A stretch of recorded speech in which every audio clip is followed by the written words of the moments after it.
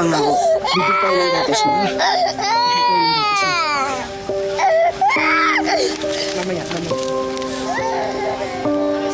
Ay, ito. Ako yung sukli. Ate, makahingi ko ng gamit. Ang gatas lang po ng kapatid ko. Huwag na, darling. Hindi natin alam kung anong gagawin niya sa pera. Baka mamay ginagamit niya lang yung batang yan para sa sarili niyang bisyo. Alam mo na nagkalat ang mga sindikato ngayon. Hindi ko gagamitin sa kahit anong masama yun. Malaki naman ang katawan mo. Pwede ka mag-apply ng trabaho dito. Kargador o kaya tindero. Kasi ginagamit mo yung bata para magpaawa at mamalimos. Yeah. Ha? Tara na nga, darling. Tara tayo.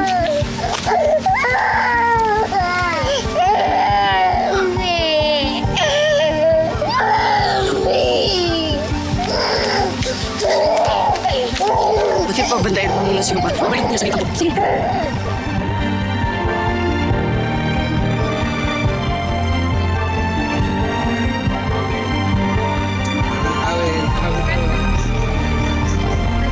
Renta kilo.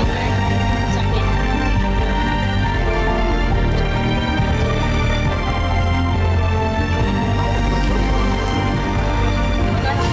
Hoy! Hoy!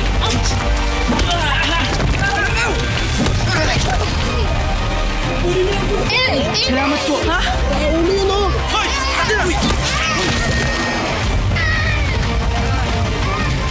Gatas!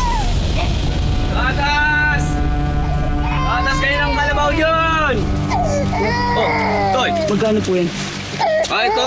50 lang naman. Oh.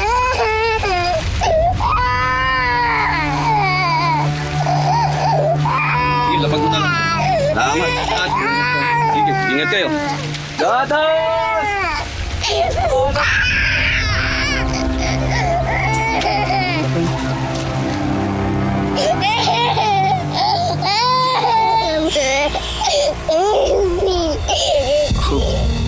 Huwag kang mag-alala. Hanggang nandito si Kuya Marcos mo, hindi kita papabayaan. Magpapalakas ako para protektahan ka. Gagawin ko ang lahat para hindi ka maghirap.